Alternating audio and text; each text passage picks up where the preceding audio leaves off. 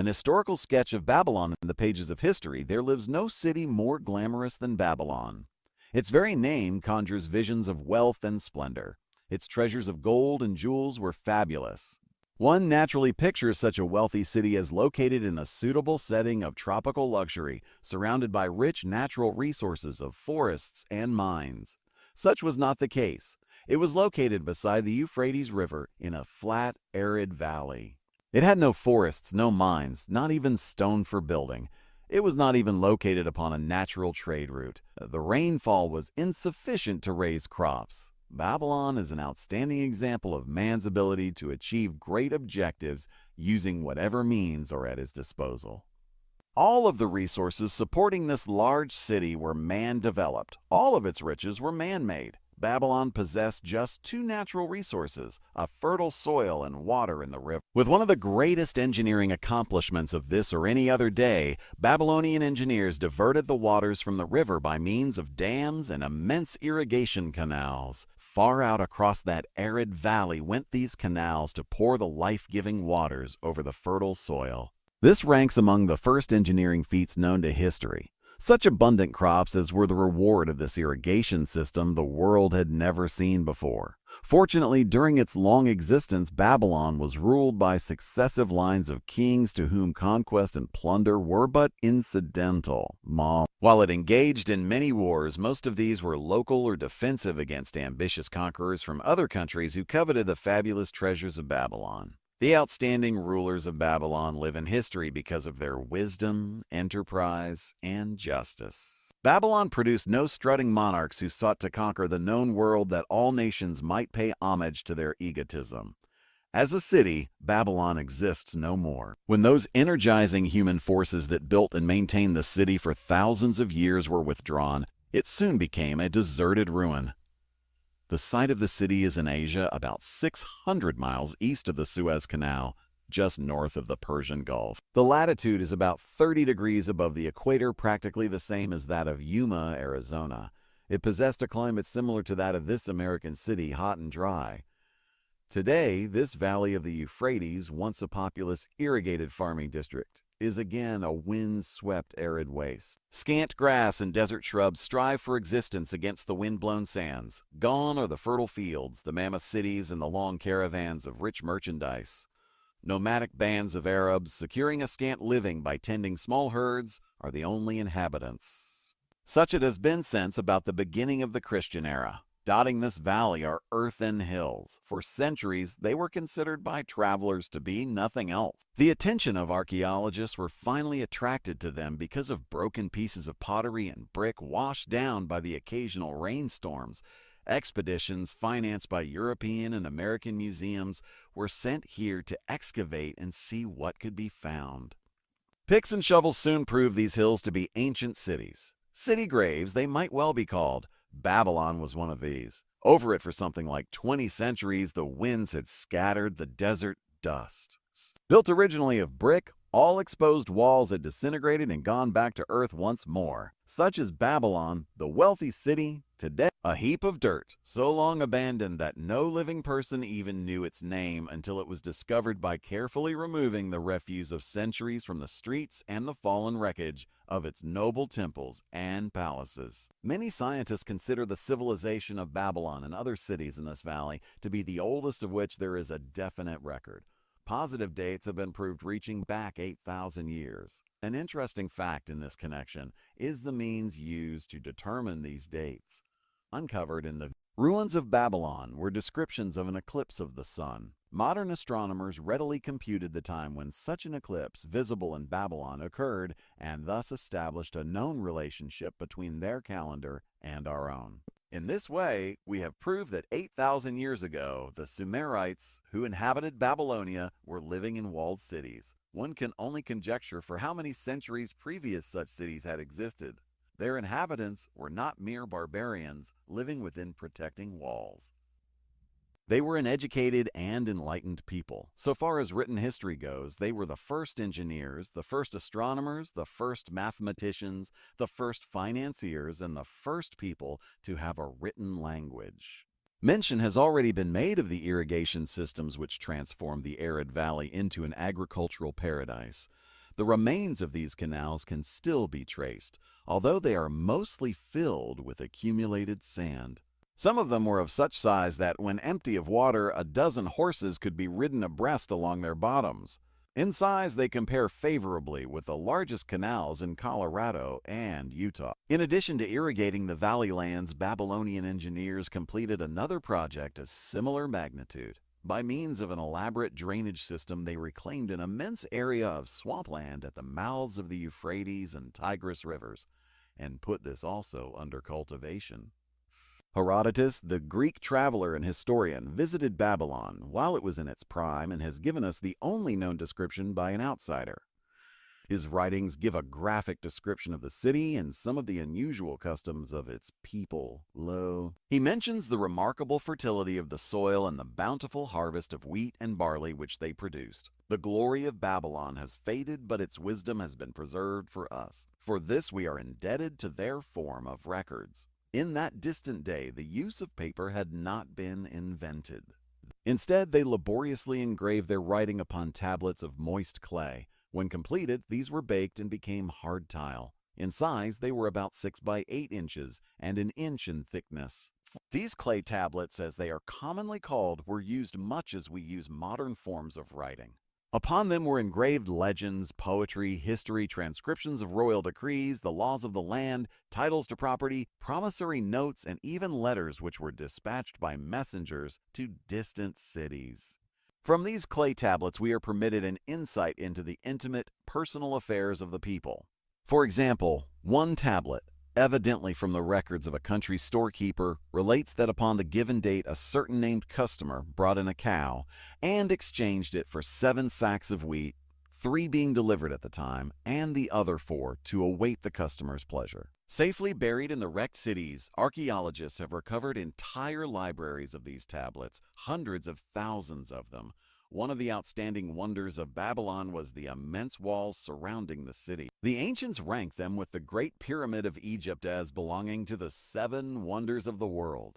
Queen Semiramis is credited with having erected the first walls during the early history of the city. Modern excavators have been unable to find any trace of the original walls, nor is their exact height known. From mention made by early writers, it is estimated they were about 50 to 60 feet high, faced on the outer side with burnt brick and further protected by a deep moat of water. The later and more famous walls were started about 600 years before the time of Christ by King Nabopolassar. Upon such a gigantic scale did he plan the rebuilding, he did not live to see the work finished. This was left to his son, Nebuchadnezzar, whose name is familiar in biblical history. The height and length of these later walls staggers belief. They are reported upon reliable authority to have been about 160 feet high, the equivalent of the height of a modern 15-story office building. The total length is estimated as between 9 and 11 miles. So wide was the top that a 6-horse chariot could be driven around them. Of this tremendous structure, little 6 now remains except portions of the foundations and the moat. In addition to the ravages of the elements, the Arabs completed the destruction by quarrying the brick for building purposes elsewhere. Against the walls of Babylon marched, in turn, the victorious armies of almost every conqueror of that age of wars of conquest. A host of kings laid siege to Babylon, but always in vain. Invading armies of that day were not to be considered lightly. Historians speak of such units as 10,000 horsemen, 25,000 chariots, 1,200 regiments of foot soldiers with 1,000 men to the regiment. Often 2 or 3 years of preparation would be required to assemble war materials and depots of food along the proposed line of march. The city of Babylon was organized much like a modern city. There were streets and shops. Peddlers offered their wares through residential districts. Priests officiated in magnificent temples. Within the city was an inner enclosure for the royal palaces. The walls about this were said to have been higher than those about the city. The Babylonians were skilled in the arts.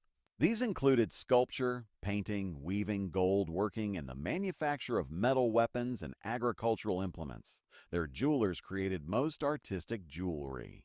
Many samples have been recovered from the graves of its wealthy citizens and are now on exhibition in the leading museums of the world. At a very early period when the rest of the world was still hacking at trees with stone-headed axes, or hunting and fighting with flint-pointed spears and arrows, the Babylonians were using axes, spears, and arrows with metal heads.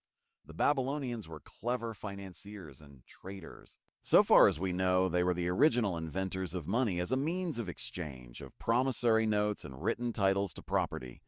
Babylon was never entered by hostile armies until about 540 years before the birth of Christ.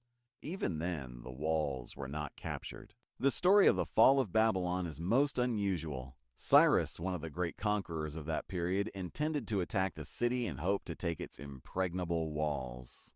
Advisors of Nabonidus, the king of Babylon, persuaded him to go forth to meet Cyrus and give him battle without waiting for the city to be besieged. In the succeeding defeat to the Babylonian army, it fled away from the city. Cyrus thereupon entered the open gates and took possession without resistance. Thereafter the power and prestige of the city gradually waned until, in the course of a few hundred years, it was eventually abandoned, deserted, left for the winds and storms to level once again to that desert earth from which its grandeur had originally been built. Babylon had fallen never to rise again, but to its civilization owes much. The eons of time have crumbled to dust the proud walls of its temples, but the wisdom of Babylon endures. Money is the medium by which earthly success is measured. Money makes possible the enjoyment of the best the earth affords. Money is plentiful for those who understand the simple laws which govern its acquisition. Money is governed today by the same laws which controlled it when prosperous men thronged the streets of Babylon 6,000 years ago. The man who desired gold, Bansir, the chariot builder of Babylon, was thoroughly discouraged. From his seat upon the low wall surrounding his property, he gazed sadly at his simple home and the open workshop in which stood a partially completed chariot. His wife frequently appeared at the open dory, Omador Owe Canelo. Her furtive glances in his direction reminded him that the meal bag was almost empty and he should be at work finishing the chariot, hammering and hewing, polishing and painting. Stretching taut the leather over the wheel rims, preparing it for delivery so he could collect from his wealthy customer. Nevertheless, his fat, muscular body sat stolidly upon the wall. His slow mind was struggling patiently with a problem for which he could find no answer. The hot, tropical sun, so typical of this valley of the Euphrates, beat down upon him mercilessly. Beads of perspiration formed upon his brow and trickled down unnoticed to lose themselves in hairy jungle on his chest. Beyond his home towered the high terraced wall surrounding the king's palace. Nearby, cleaving the blue heavens, was the painted tower of the Temple of Bel. In the shadow of such grandeur was his simple home and many others far less neat and well cared for. Babylon was like this, a mixture of grandeur and squalor, of dazzling wealth and direst poverty, crowded together without plan or system within the protecting walls of the city. Behind him, had he cared to turn and look, the noisy chariots of the rich jostled and crowded aside the sandaled tradesmen, as well as the barefooted beggars. Even the rich were forced to turn into the gutters to clear the way for the long lines of slave water carriers on the king's business. 15 each, bearing a heavy goatskin of water to be poured upon the hanging gardens. Bansir was too engrossed in his own problem to hear or heed the confused hubbub of the busy city. It was the unexpected twanging of the strings from a familiar lyre that aroused him from his reverie. He turned and looked into the sensitive, smiling face of his best friend, Kabi, the musician. "May the gods bless thee with great liberality, my good friend," began Kabi with an elaborate salute. "Yet it does appear they have already been so generous thou needest not to labor. I rejoice with thee in thy good fortune. More, I would even share it with thee. I would even share it with thee. Pray from thy purse, which must be bulging, else thou wouldst be busy in your shop.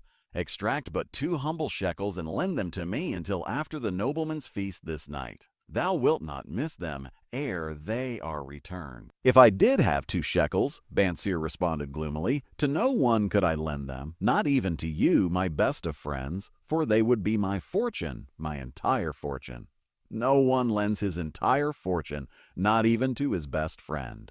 "What?" exclaimed Kabi with genuine surprise. "Thou hast not one shekel in thy purse, yet sit like a statue upon a wall. Why not complete that chariot? How else canst thou provide for thy noble appetite?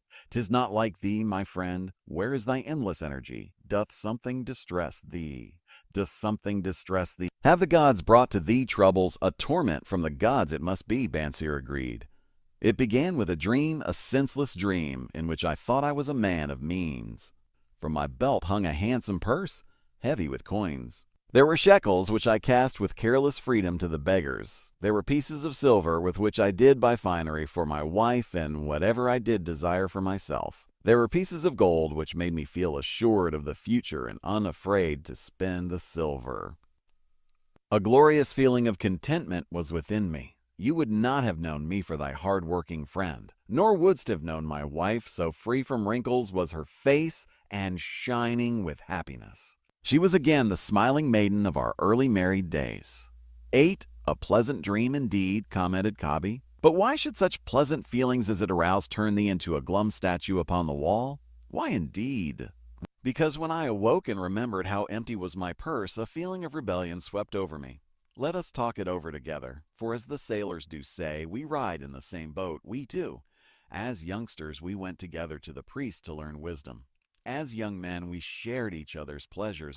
As grown men, we have always been close friends. We have been contented subjects of our kind. We have been satisfied to work long hours and spend our earnings freely. We have earned much coin in the years that have passed. Yet to know the joys that come from wealth, we must dream about them. Bah! Are we more than dumb sheep? We live in the richest city in all the world. The travelers do say none equals it in wealth. About us is much display of wealth, but of it we ourselves have not. After half a lifetime of hard labor, thou, my best of friends, hast an empty purse, and sayest to me, "May I borrow such a trifle as 2 shekels until after the nobleman's feast this night?" Then, what do I reply? Do I say, "Here is my purse. Its contents will I gladly share"? No, I admit that my purse is as empty as thine. What is the matter? Why cannot we acquire silver and gold, more than enough for food and robes? Consider also our sons, Bansir continued. Are they not 17 following in the footsteps of their fathers? Need they and their families and their sons' families live all their lives in the midst of such treasurers of gold, and yet, like us, be content to banquet upon sour goats, milk, and porridge? Never, in all the years of our friendship, didst thou talk like this before, Bansir. Kabi was puzzled. Never in all those years did I think like this before. From early dawn until darkness stopped me, I have labored to build the finest chariots any man could make, soft-heartedly hoping someday the gods would recognize my worthy deeds and bestow upon me great prosperity. This they have never done. At last, I realize this they will never do. Therefore, my heart is sad. I wish to be a man of means. I wish to own lands and cattle, to have fine robes and coins in my purse. I am willing to work for these things with all the strength in my back, with all the skill in my hands, with all the cunning in my mind, but I wish my labors to be fairly rewarded.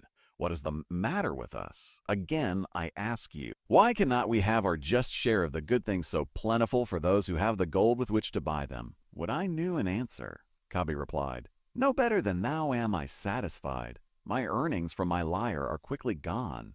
Often must I plan and scheme that my family be not hungry.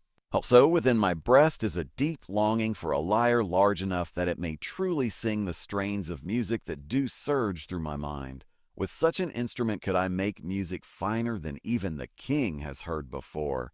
Such a lyre thou shouldst have. No man in all Babylon could make it sing more sweetly, could make it sing so sweetly not only the king but the gods themselves would be delighted. But how mayest thou secure it while we both of us are as poor as the king's slaves? Listen to the bell. Here they come." He pointed to the long column of half-naked, sweating water-bearers plodding laboriously up the narrow street from the river. 5 abreast they marched, each bent under a heavy goatskin of water. A fine figure of a man, he who doth lead them. Kabi indicated the wearer of the bell who marched in front without a load. A prominent man in his own country, 'tis easy to see. There are many good figures in the line, Bansir agreed. As good men as we. Tall blond men from the north, laughing black men from the south, little brown men from the nearer countries, all marching together from the river to the gardens, back and forth day after day, year after year, naught of happiness to look forward to, beds of straw upon which to sleep, hard grain porridge to eat. Pity the poor brutes, Cobby. Nine, pity them I do. Yet thou dost make me see how little better off are we, free men though we call ourselves. That is truth, Cobby, unpleasant thought though it be. We do not wish to go on year after year living slavish lives, working, getting nowhere. Might we not find out how others acquire gold and do as they do? Cobby inquired. Perhaps there is some secret we might learn if we but sought from those who knew, replied Bansier thoughtfully. This very day, suggested Cobby, I did pass our old friend Arkad riding in his golden chariot. This I will say, he did not look over my humble head as many in his station might consider his right. Instead, he did wave his hand that all onlookers might see him pay greetings and bestow his smile of friendship upon Cobby, the musician. He is claimed to be the richest man in all Babylon, Bansier mused. So rich the king is said to seek his golden aid in affairs of the treasury, Cobby replied. So rich, Bansier interrupted, I fear if I should meet him in the darkness of the night, I should lay my hands upon his fat wallet. Nonsense, reproved Cobby. A man's wealth is not in the purse he carries. A fat purse quickly empties if there be no golden stream to refill it. Arkad has an income that constantly keeps his purse full no matter how liberally he spends. Income, that is the thing, ejaculated Bansier. I wish an income that will keep flowing into my purse whether I sit upon the wall or travel to far lands. Arkad must know how a man can make an income for himself. Does suppose it is something he could make clear to a mind as slow as mine. Methinks he did teach his knowledge to his son, Namasir, Cobby responded. Did he not go to Nineveh, and, so it is told at the end, become, without aid from his father, one of the richest men in that city? Cobby, thou bringest to me a rare thought. A new light gleamed in Bansier's eyes. It cost nothing to ask wise advice from a good friend, and Arkad was always that. Foshin, never mind, though our purses be as empty as the falcon's nest of a year ago. Let that not detain us. We are weary of being without gold in the midst of plenty. We wish to become men of means. Come, let us go to Arkad and ask how we also may acquire incomes for ourselves. Thou speakest with true inspiration, Bansier. Thou bringest to my mind a new understanding. Thou makest me to realize the reason why we have never found any measure of wealth. We never sought it. Thou hast labored patiently to build the staunchest chariots in Babylon. To that purpose was devoted your best endeavors, therefore at it thou didst succeed. I strove to become a skillful lyre player, and at it I did succeed. In those things toward which we exerted our best endeavors we succeeded. The gods were content to let us continue thus. Now at last we see a light bright like that from the rising sun. It biddeth us to learn more that we may prosper more. With a new understanding we shall find honorable ways to accomplish our desires. Let us go to Arkad this very day, Bansier urged. Also, let us ask other friends of our boyhood days who have fared no better than ourselves to join us that they too may share in his wisdom. Thou wert ever thus thoughtful of thy friends, Bansier. Therefore hast thou many friends. It shall be as thou sayest, we go this day and take them with us. The richest man in Babylon, in old Babylon, there once lived a certain very rich man named Arkad. Far and wide he was famed for his great wealth. Also was he famed for his liberality. He was generous in his charities. He was generous with his family. He was liberal in his own expenses. But nevertheless, each year his wealth increased more rapidly than he spent it, and there were certain friends of younger days who came to him and said, You, Arkad, are more fortunate than we. You have become the richest man in all Babylon while we struggle for existence. You can wear the finest garments and you can enjoy the rarest foods, while we must be content if we can clothe our families in raiment that is presentable and feed them as best we can. Yet once we were equal. We studied under the same master. We played in the same games. And in neither the studies nor the games did you outshine us. And in the years since, you have been no more an honorable citizen than we. Nor have you worked harder or more faithfully in so far as we can judge. Why then should a fickle fate single you out to enjoy all the good things of life and ignore us who are equally deserving? Thereupon Arkad remonstrated with them, saying, If you have not acquired more than a bare existence in the years since we were youths, it is because you either have failed to learn the laws that govern the building of wealth, or else you do not observe them. Fickle fate is a vicious goddess who brings no permanent good to anyone. On the contrary, she brings ruin to almost every man upon whom she showers unearned gold. She makes wanton spenders who soon dissipate all 22nd they receive and are left beset by overwhelming appetites and desires they have not the ability to gratify. Shoot. Yet others whom she favors become misers and hoard their wealth, fearing to spend what they have, knowing they do not possess the ability to replace it. They further are beset by fear of robbers and doom themselves to lives of emptiness and secret misery. Others there probably are who can take unearned gold and add to it and continue to be happy and contented citizens. But so few are they, I know of them but by hearsay.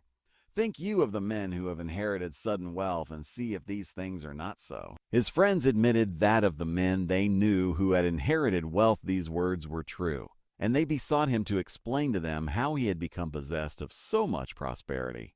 So he continued, "In my youth I looked about me and saw all the good things there were to bring happiness and contentment. And I realized that wealth increased the potency of all these. Wealth is a power. With wealth many things are possible. One may ornament the home with the richest of furnishings. One may sail the distant seas. One may feast on the delicacies of far lands. One may buy the ornaments of the gold worker and the stone polisher. One may even build mighty temples for the gods. One may do all these things and many others in which there is delight for the senses and gratification for the soul. And when I realized all this, I decided to myself that I would claim my share of the good things of life. I would not be one of those who stand afar off, enviously watching others enjoy. I would not be content to clothe myself in the cheapest raiment that looked respectable. I would not be satisfied with the lot of a poor man. On the contrary, I would make myself a guest at this banquet of good things. Being, as you know, the son of a humble merchant, one of a large family with no hope of an inheritance, and not being endowed, as you have so frankly said, with superior powers or wisdom, I decided that if I was to achieve what I desired, time and study would be required. As for time, all men have it in abundance. You, each of you, have let slip by sufficient time to 11 have made yourselves wealthy. Yet you admit you have nothing to show except your good families, of which you can be justly proud. As for study, did not our wise teacher teach us that learning was of two kinds, the one kind being the things we learned and knew, and the other being the training that taught us how to find out what we did not know? Therefore did I decide to find out how one might accumulate wealth, and when I had found out, to make this my task, and do it well. For is it not wise that we should enjoy while we dwell in the brightness of the sunshine? For sorrows enough shall descend upon us when we depart for the darkness of the world of spirit. I found employment as a scribe in the hall of records, and long hours each day I labored upon the clay tablets. Week after week and month after month I labored, yet for my 24 earnings I had not to show. Food and clothing and penance to the gods, and other things of which I could remember not what, absorbed all my earnings. But my determination did not leave me, and one day Algamish, the money lender, came to the house of the city master and ordered a copy of the 9th law, and he said to me, I must have this in 2 days, and if the task is done by that time, 2 coppers will I give to thee. So I labored hard, but the law was long, and when Algamish returned the task was unfinished. He was angry, and had I been his slave, he would have beaten me. But knowing the city master would not permit him to injure me, I was unafraid, so I said to him, Algamish, you are a very rich man. Tell me how I may also become rich, and all night I will carve upon the clay, and when the sun rises it shall be completed. He smiled at me and replied, you are a forward knave, but we will call it a bargain. All that night I carved, though my back pained, and the smell of the wick made my head ache until my eyes could hardly see. But when he returned at sunup, the tablets were complete. Now, I said, tell me what you promised.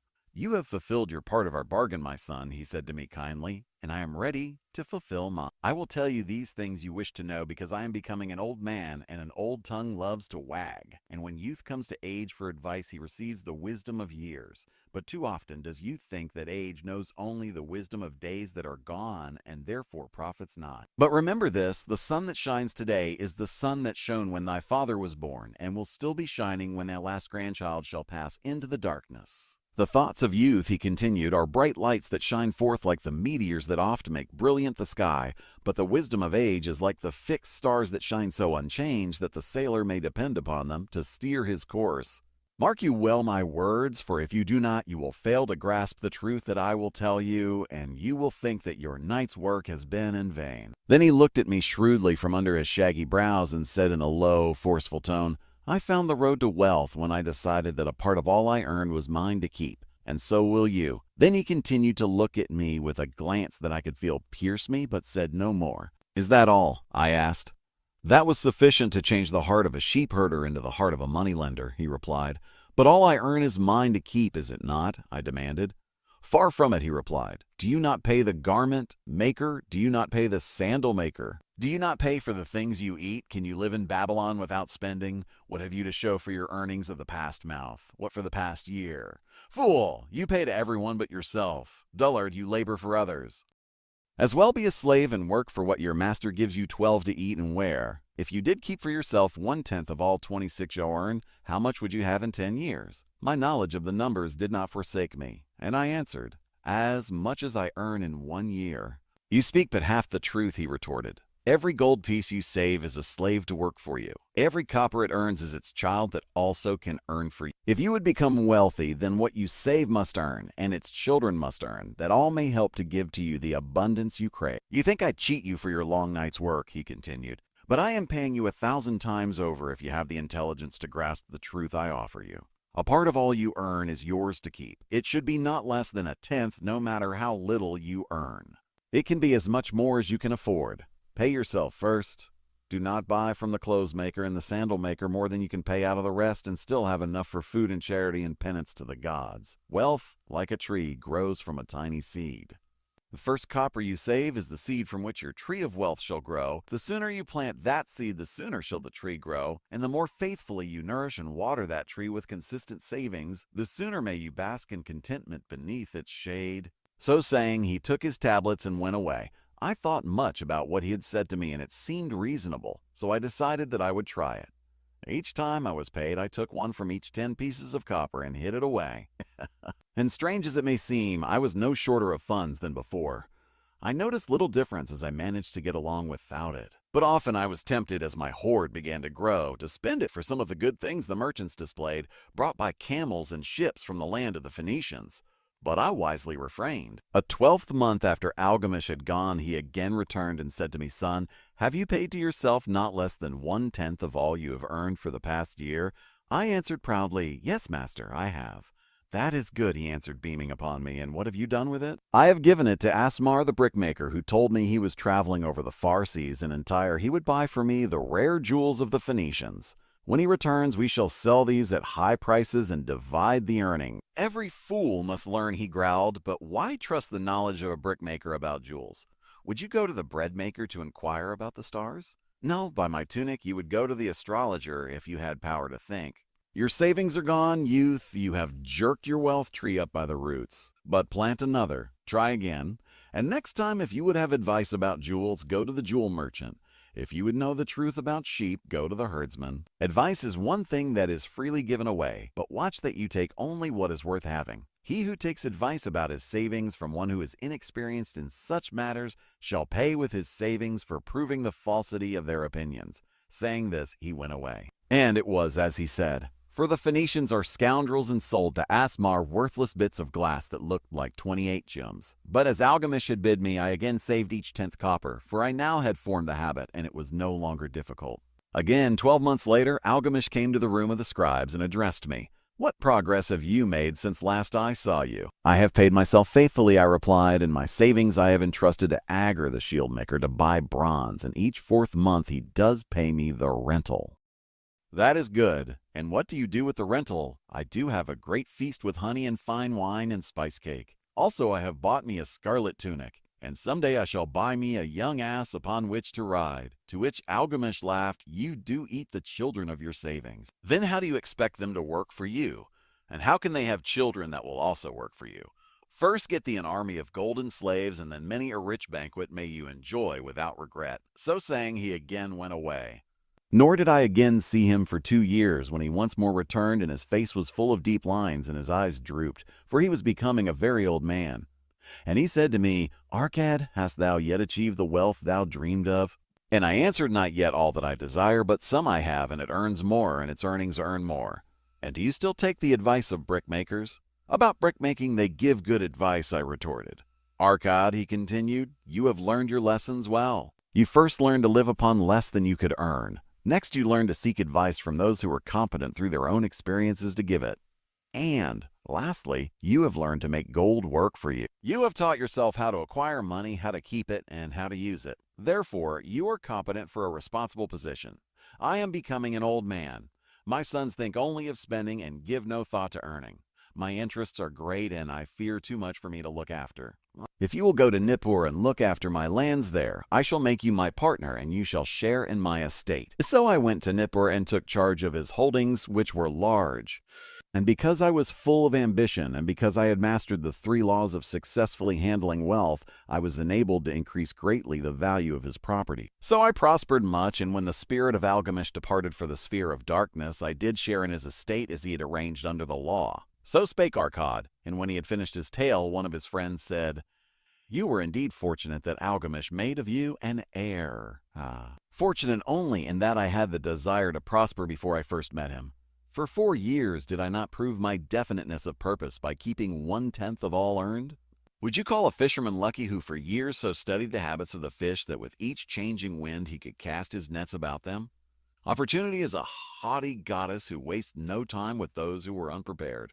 You had strong willpower to keep on after you lost your first year's savings. You are unusual in that way, spoke up another. Willpower, retorted Arkad. What nonsense. Do you think willpower gives a man the strength to lift a burden the camel cannot carry, or to draw a load the oxen cannot budge? Willpower is but the unflinching purpose to carry a task you set for yourself to fulfillment. If I set for myself a task, be it ever so trifling, I shall see it through. How else shall I have confidence in myself to do important things? Should I say to myself for 100 days as I walk across the bridge into the city, I will pick from the road a pebble and cast it into the stream, I would do it. If on the 7th day I pass by without remembering, I would not say to myself, tomorrow I will cast 2 pebbles which will do as well. Instead, I would retrace my steps and cast the pebble. Nor on the 20th day would I say to myself, Arkad, this is useless. What does it avail you to cast a pebble every day? Throw in a handful and be done with it. No, I would not say that nor do it. When I set a task for myself, I complete it. Therefore, I am careful not to start difficult and impractical tasks because I love leisure. And then another friend spoke up and said, If what you tell is true, and it does seem, as you have said, reasonable, then being so simple, if all men did it, there would not be enough wealth to go around. Wealth grows wherever men exert energy, Arkad replied. If a rich man builds him a new palace, is the gold he pays out gone? No, the brickmaker has part of it, and the laborer has part of it, and the artist has part of it. And everyone who labors upon the house has part of it, yet when the palace is completed, is it not worth all it cost? And is the ground upon which it stands not worth more because it is there? And is the ground that adjoins it not worth more because it is there? Wealth grows in magic ways. No man can prophesy the limit of it. Have not the Phoenicians built great cities on barren coasts with the wealth that comes from their ships of commerce on the seas? What then do you advise us to do that we also may become rich? Asked still another of his friends. The years have passed, and we are no longer young men, and we have nothing put by. I advise that you take the wisdom of Algamish and say to yourselves, a part of all I earn is mine to keep. Say it in the morning when you first arise. Say it at noon. Say it at night. Say it each hour of every day. Say it to yourself until the words stand out like letters of fire across the sky. Impress yourself with the idea. Fill yourself with the thought. Then take whatever portion seems wise. Let it be not less than 1/10 and lay it by. Arrange your other expenditures to do this if necessary, but lay by that portion first. Soon you will realize what a rich feeling it is to own a treasure upon which you alone have claim. As it grows, it will stimulate you. A new joy of life will thrill you. Greater efforts will come to you to earn more. For of your increased earnings will not the same percentage be also yours to keep? Then learn to make your treasure work for you. Make it your slave. Make its children and its children's children work for you. Ensure an income for thy future. Look thou at the aged, and forget not that in the days to come thou also will be numbered among them. Therefore invest thy treasure with greatest caution that it be not lost. Usurious rates of return are deceitful sirens that sing but to lure the unwary upon the rocks of loss and remorse. Provide also that thy family may not want should the gods call thee to their realms. For such protection it is always possible to make provision with small payments at regular intervals. Therefore the provident man delays not in expectation of a large sum becoming available for such a wise purpose. Counsel with wise men. Seek the advice of men whose daily work is handling money. Let them save you from such an error as I myself made in entrusting my money to the judgment of Asmar the brickmaker. A small return and a safe one is far more desirable than risk. Enjoy life while you are here. Do not overstrain or try to save too much. If 1/10 of all you earn is as much as you can comfortably keep, be content to keep this portion. Live otherwise according to your income and let not yourself get niggardly and afraid to spend. Life is good and life is rich with things worthwhile and things to enjoy. His friends thanked him and went away. Some were silent because they had no imagination and could not understand. Some were sarcastic because they thought that one so rich should divide with old friends not so fortunate. But some had in their eyes a new light. They realized that Algamish had come back each time to the room of the scribes because he was watching a man work his way out of darkness into light. When that man had found the light, a place awaited him. No one could fill that place until he had for himself worked out his own understanding, until he was ready for opportunity. These latter were the ones who, in the following years, frequently revisited Arkad, who received them gladly. He counseled with them and gave them freely of his wisdom, as men of broad experience are always glad to do. And he assisted them in so investing their savings that it would bring in a good interest with safety and would neither be lost nor entangled in investments that paid no dividends. The turning point in these men's lives came upon that day when they realized the truth that had come from Algamish to Arkad and from Arkad to them. 7 cures for a lean purse. The glory of Babylon endures. Down through the ages its reputation comes to us as the richest of cities, its treasures as fabulous. Yet it was not always so. The riches of Babylon were the results of the wisdom of its people. They first had to learn how to become wealthy. When the good king, Sargon, returned to Babylon after defeating his enemies, the Elamites, he was confronted with a serious situation. The royal chancellor explained it to the king thus: "After many years of great prosperity brought to our people because your majesty built the great irrigation canals and the mighty temples of the gods, now that these works are completed, the people seem unable to support themselves. The laborers are without employment. The merchants have few customers. The farmers are unable to sell their produce. The people have not enough gold to buy food." But where has all the gold gone that we spent for these great improvements?" demanded the king. "It has found its way, I fear," responded the chancellor, "into the possession of a few very rich men of our city. It filtered through the fingers of most our people as quickly as the goat's milk goes through the strainer. Now that the stream of gold has ceased to flow, most of our people have nothing too for their earnings." The king was thoughtful for some time. Then he asked, "Why should so few men be able to acquire all the gold?" "Because they know how," replied the chancellor. "One may not condemn a man for succeeding because he knows how.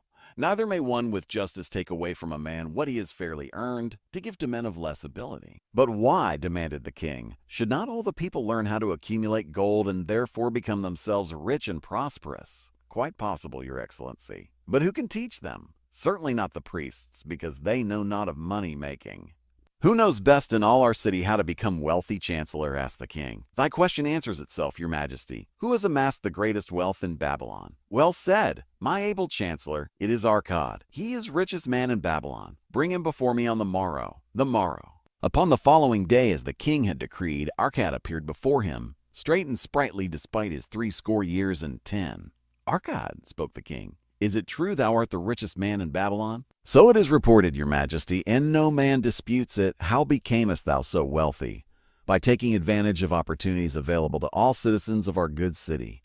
Thou hadst nothing to start with, only a great desire for wealth. Besides this, nothing." "Arkad," continued the king, "our city is in a very unhappy state because a few men know how to acquire wealth and therefore monopolize it, while the mass of our citizens lack the knowledge of how to keep any part of the gold they receive. It is my desire that Babylon be the wealthiest city in the world. Therefore it must be a city of many wealthy men. Therefore we must teach all the people how to acquire riches. Tell me, Arkad, is there any secret to acquiring wealth? Can it be taught?" "It is practical, your majesty. That which one man knows can be taught to others." The king's eyes glowed. "Arkad, thou speaketh the words I wish to hear. Wilt thou lend thyself to this great cause?" Wilt thou teach thy knowledge to a school for teachers, each of whom shall teach others until there are enough trained to teach these truths to every worthy subject in my domain? Arkad bowed and said, I am thy humble servant to command. Whatever knowledge I possess will I gladly give for the betterment of my fellow men and the glory of my king. Let your good chancellor arrange for me a class of 100 men, and I will teach to them those 7 cures which did fatten my purse, than which there was none leaner in all Babylon. A fortnight later, in compliance with the king's command, the chosen 100 assembled in the great hall of the Temple of Learning, seated upon colorful rings in a semicircle. Arkad sat beside a small taboret upon which smoked a sacred lamp, sending forth a strange and pleasing odor. Behold, the richest man in Babylon, whispered a student, nudging his neighbor as Arkad arose. He is but a man even as the rest of us. As a dutiful subject of our great king, Arkad began, I stand before you in his service. Because once I was a poor youth who did greatly desire gold, and because I found knowledge that enabled me to acquire it, he asks that I impart unto you my knowledge. I started my fortune in the humblest way. I had no advantage not enjoyed as fully by you and every citizen in Babylon. The first storehouse of my treasure was a well purse. I loathed its useless emptiness. I desired it be round and full, clinking with the sound of gold. Therefore, I sought every remedy for a lean purse. I found 7. To you, who are assembled before me, shall I explain the 7 cures for a lean purse, which I do recommend to all men who desire much gold. Each day for 7 days will I explain to you one of the 7 remedies. Listen attentively to the knowledge that I will impart. Debate it with me. Discuss it among yourselves. Learn these lessons thoroughly, that ye may also plant in your own purse the seed of wealth. First must each of you start wisely to build a fortune of his own.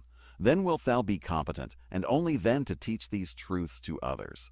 I shall teach to you in simple ways how to fatten your purses. This is the first step leading to the temple of wealth, and no man may climb who cannot plant his feet firmly upon the first step. We shall now consider the first cure. The first cure. Start thy purse to fattening. Arkad addressed a thoughtful man in the second row. My good friend, at what craft workest thou? I, replied the man, am a scribe and carve records upon the clay tablets.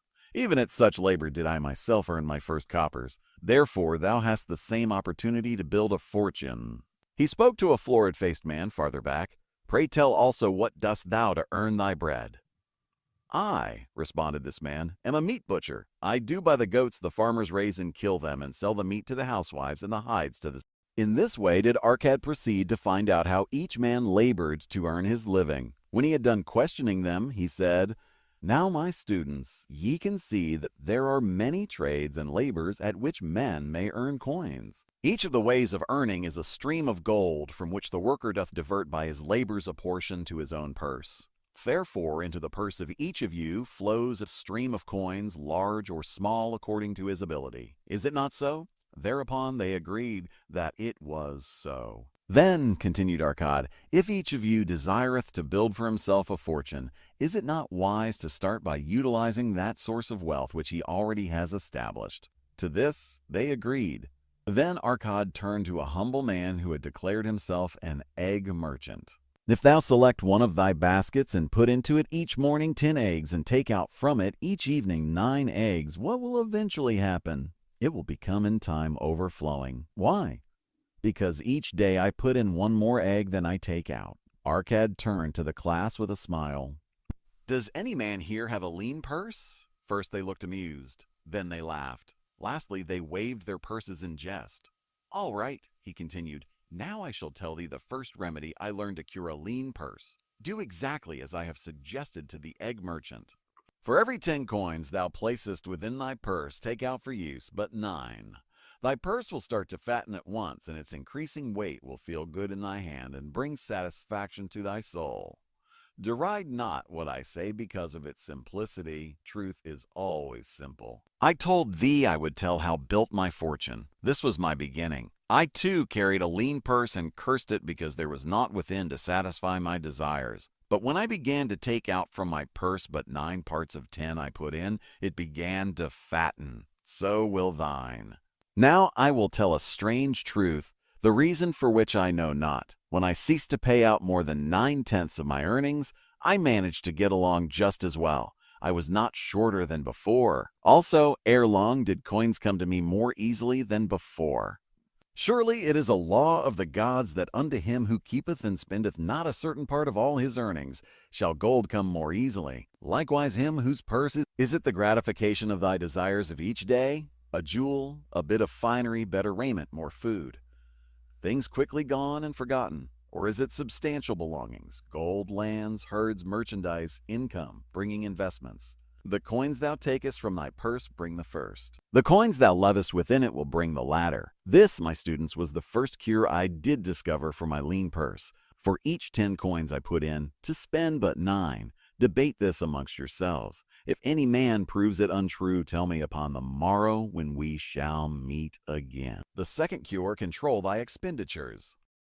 Some of your members, my students, have asked me this: how can a man keep 1/10 of all he earns in his purse when all the coins he earns are not enough for his necessary expenses? So did Arkad address his students upon the second day. Yesterday, how many of thee carried lean purses? All of us, answered the class, yet thou do not all earn the same. Some earn much more than others. Some have much larger families to support, yet all purses were equally lean. Now I will tell thee an unusual truth about men and sons of men. It is this, that what each of us calls our necessary expenses will always grow to equal our incomes unless we protest to the contrary. Confuse not the necessary expenses with thy desires. Each of you, together with your good families, have more desires than your earnings can gratify. Therefore are thy earnings spent to gratify these desires insofar as they will go. Still thou retainest many ungratified desires. All men are burdened with more desires than they can gratify. Because of my wealth thinkest thou I may gratify every desire? 'Tis a false idea. There are limits to my time. There are limits to my strength. There are limits to the distance I may travel. There are limits to what I may eat. There are limits to the zest with which I may enjoy. I say to you that just as weeds grow in a field wherever the farmer leaves space for their roots, even so freely do desires grow in men whenever there is a possibility of their being gratified. Thy desires are a multitude, and those that thou mayest gratify are but few. Study thoughtfully thy accustomed habits of living. Herein may be most often found certain accepted expenses that may wisely be reduced or eliminated. Let thy motto be 100% of appreciated value demanded for each coin spent. Therefore engrave upon the clay each thing for which thou desireth to spend. Select those that are necessary and others that are possible through the expenditure of 9/10 of thy income. Cross out the rest and consider them but a part of that great multitude of desires that must go unsatisfied, and regret them not. Budget then thy necessary expenses. Touch not the 1/10 that is fattening thy purse. Let this be thy great desire that is being fulfilled. Keep working with thy budget, keep adjusting it to help thee. Make it thy first assistant in defending thy fattening purse. Hereupon one of the students, wearing a robe of red and gold, arose and said, I am a free man. I believe that it is my right to enjoy the good things of life. Therefore do I rebel against the slavery of a budget which determines just how much I may spend and for what. I feel it would take much pleasure from my life and make me little more than a pack-ass to carry a burden. To him Arkad replied, Who, my friend, would determine thy budget? I would make it for myself, responded the protesting one. In that case, were a pack-ass to budget his burden, would he include therein jewels and rugs and heavy bars of gold? Not so. He would include hay and grain and a bag of water for the desert trail. The purpose of a budget is to help thy purse to fatten. It is to assist thee to have thy necessities, and insofar as attainable thy other desires. It is to enable thee to realize thy most cherished desires by defending them from thy casual wish. Like a bright light in a dark cave, thy budget shows up the leaks from thy purse and enables thee to stop them and control thy expenditures for definite and gratifying purposes. This, then, is the second cure for a lean purse. Budget thy 43 expenses that thou mayest have coins to pay for thy necessities, to pay for thy enjoyments, and to gratify thy worthwhile desires without spending more than 9/10 of thy earnings. The third cure, make thy gold multiply. Behold, thy lean purse is fattening. Thou hast disciplined thyself to leave therein 1/10 of all thou earnest. Thou hast controlled thy expenditures to protect thy growing treasure. Next, we will consider means to put thy treasure to labor and to increase. Gold in a purse is gratifying to own and satisfieth a miserly soul, but earns nothing. The gold we may retain from our earnings is but the start. The earnings it will make shall build our fortunes. So spoke Arkad upon the third day to his class. How therefore may we put our gold to work? My first investment was unfortunate, for I lost all. Its tale I will relate later. My first profitable investment was a loan I made to a man named Agar, a shield maker. Once each year did he buy large shipments of bronze across the sea to use in his trade. Lacking sufficient capital to pay the merchants, he would borrow from those who had extra coins. He was an honorable man. His borrowing he would repay, together with a liberal rental, as he sold his shields. Each time I loaned to him, I loaned back also the rental he had paid to me. Therefore, not only did my capital increase, but its earnings likewise increased. Most gratifying was it to have these sums returned to my purse. I tell you, my students, a man's wealth is not in the coins he carries in his purse. It is the income he buildeth, the golden stream that continually floweth into his purse and keepeth it always bulging. That is what every man desireth. That is what thou, each one of thee, desireth, an income that continueth to come whether thou work or travel. Great income I have acquired, so great that I am called a very rich man. My loans to Agar were my first training in profitable investment. Gaining wisdom from this experience, I extended my loans and investments as my capital increased. From a few sources at first, from many sources later, flowed into my purse a golden stream of wealth available for such wise uses as I should decide. Behold, from my humble earnings I had begotten a horde of golden slaves, each laboring and earning more gold. As they labored for me, so their children also labored, and their children's children, until great was the income from their combined efforts. Gold increaseth rapidly when making reasonable earnings, as thou wilt see from the following. A farmer, when his first son was born, took 10 pieces of silver to a money lender, and asked him to keep it on rental for his son until he became 20 years of age. This the money lender did, and agreed the rental should be 1/4 of its value each 4 years. The farmer asked, because this sum he had set aside as belonging to his son, that the rental be add to the principal. When the boy had reached the age of 20 years, the farmer again went to the moneylender to inquire about the silver. The moneylender explained that because this sum had been increased by compound interest, the original 10 pieces of silver had now grown to 30 and 1/2 pieces. 1/2 pieces. The farmer was well pleased, and because the son did not need the coins, he left them with the moneylender. When the son became 50 years of age, the father meantime having passed to the other world, the moneylender paid the son in settlement 167 pieces of silver braid. Thus in 50 years had the investment multiplied itself at rental almost 17 times. This then is the third cure for a lean purse, to put each coin to laboring that it may reproduce its kind, even as the flocks of the field, and help bring to thee income, a stream of wealth that shall flow constantly into thy purse. The fourth cure, guard thy treasures from loss. Misfortune loves a shining mark. Gold in a man's purse must be guarded with firmness, else it be lost. Thus it is wise that we must first secure small amounts and learn to protect them before the gods entrust us with larger. So spoke Arkad upon the 4th day to his class. Every owner of gold is tempted by opportunities whereby it would seem that he could make large sums by its investment in most plausible projects. Often friends and relatives are eagerly entering such investment and urge him to follow. The first sound principle of investment is security for thy principal. Is it wise to be intrigued by larger earnings when thy principal may be lost? I say not. The penalty of risk is probable loss. Study carefully, before parting with thy treasure, each assurance that it may be safely reclaimed. Be not misled by thine own romantic desires to make wealth rapidly. Before thou loan it to any man, assure thyself of his ability to repay and his reputation for doing so, that thou mayest not unwittingly be making him a present of thy hard-earned treasure. Before thou entrust it as an investment in any field, acquaint thyself with the dangers which may beset it. My own first investment was a tragedy to me at the time. The guarded savings of a year I did entrust to a brickmaker named Asmar, who was traveling over the far seas, and entire agreed to buy for me the rare jewels of the Phoenicians. These we would sell upon his return and divide the profits. The Phoenicians were scoundrels and sold him bits of glass. My treasure was lost. Today, my training would show to me at once the folly of entrusting a brickmaker to buy jewels. Therefore, do I advise thee from the wisdom of my experiences.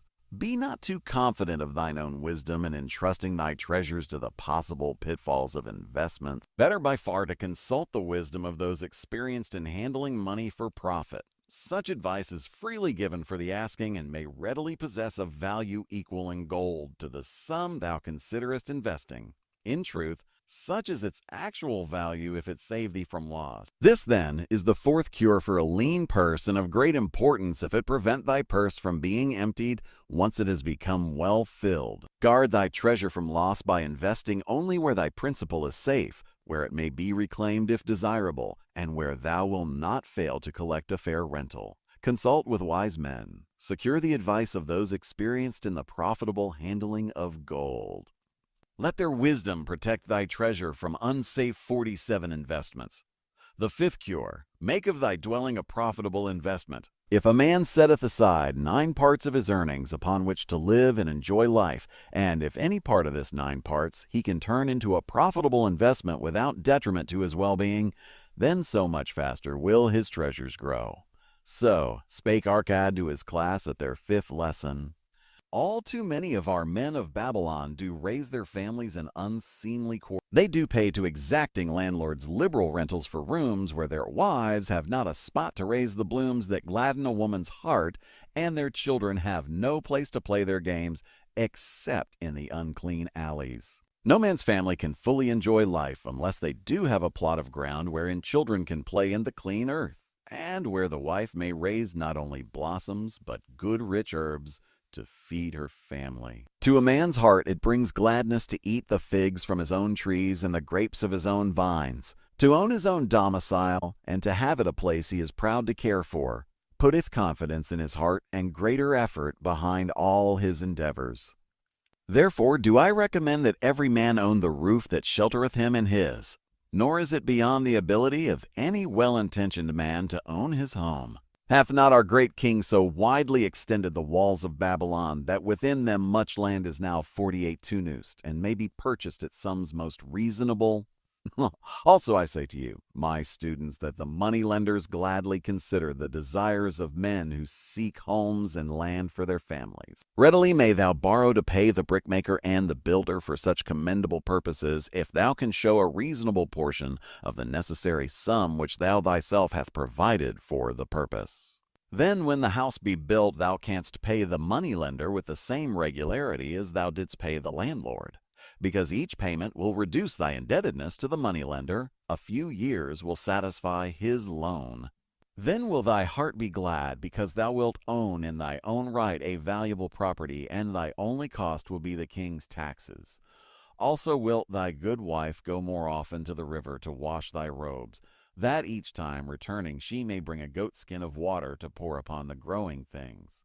Thus come many blessings to the man who owneth his own house, and greatly will it reduce his cost of living, making available more of his earnings for pleasures and the gratification of his desires.